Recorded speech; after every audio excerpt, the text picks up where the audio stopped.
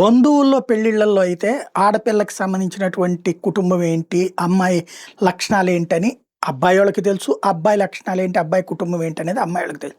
కాబట్టి వాళ్ళలో వాళ్ళు సర్దుకుంటారు, నడిచిపోతుంది. కాపోతే అప్పుడేదన్నా వచ్చినా గూడా బంధువులు, కుటుంబం అంతా కలిపి సర్దుకుంటారు.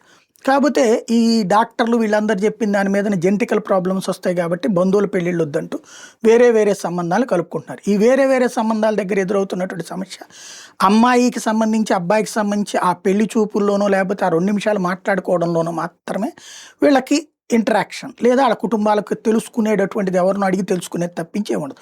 పాత రోజుల్లో అయితే గనక ఉమ్మడి కుటుంబాలు గాబట్టి విషయాల సమాచారం అన్నా మిగతా వాళ్ళకి సంబంధించింది ఉండేది. ఇప్పుడొచ్చేటప్పటికి అట్లాగేం తెలియట్లేదు. ఎందుకంటే ఎవరికి వాళ్ళు ఇండివిడ్యువల్ కుటుంబాల్లాగానే ఉంటున్నారు. అపార్ట్మెంట్‌లో పక్క ఫ్లాట్‌లో ఉన్నోళ్ళకి గూడా ఈ ఇంట్లో అబ్బాయి ఏంటి, ఈ ఇంట్లో అమ్మాయి గురించి ఏంటి అనేది తెలియనటువంటి రోజులు.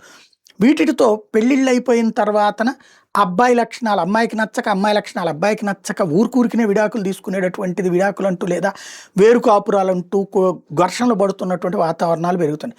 చివరికి స్లీప్ డివోర్స్ సాధారణంగా అబ్బాయి గురకబెడితే అమ్మాయికి నిద్ర పట్టకపోవచ్చు, అమ్మాయి గురకబెడితే అబ్బాయికి నిద్ర పట్టకపోవచ్చు. ఇది పెళ్లికి ముందు ఎలాంటి పరిస్థితి ఉండదో ఈ మధ్యన ఓ సినిమా కూడా వచ్చింది. ఈ గురక అనేటటువంటి దానితో పెళ్ళే వద్దనేటటువంటి వాళ్ళు, గురక పర్లేదులే అనుకునేటటువంటి వాళ్ళు ఇట్లాంటిది. కానీ ఇవన్నీ కూడా నిజ జీవితంలో బయటికి చెప్పుకుంటారంటే చెప్పుకోరు. అదే సమస్య అవుతుంది. ఇప్పుడు బ్రిటన్‌కి చెందిన మహిళ తన భర్త మీద చేసిన వ్యాఖ్యలు ఇప్పుడు పెద్ద చర్చనీయాంశం. తన భర్తకి స్లీప్ డివోర్స్ ఇవ్వాలంటూ యూకే ముమ్స్‌నెట్ అనే ఫోరంలో కంప్లెయింట్ చేసింది. తన భర్తతో పడుకోవడం ఒక నరకంగా మారిందని, వరుసగా నా భర్త అంటే చాలా ఇష్టం, ప్రాణం కంటే ఎక్కువగా ప్రేమిస్తా, కానీ పడుకునేటటువంటి సందర్భంలో అతని గురక, అతని అలవాట్ల కారణంగా అతను కాలేస్తుంటాడు. దానివల్ల నాకు ఇబ్బంది అవుతుంది. నేను పడుకోలేకపోతున్నాను, నాకు నిద్ర పట్టట్లేదు.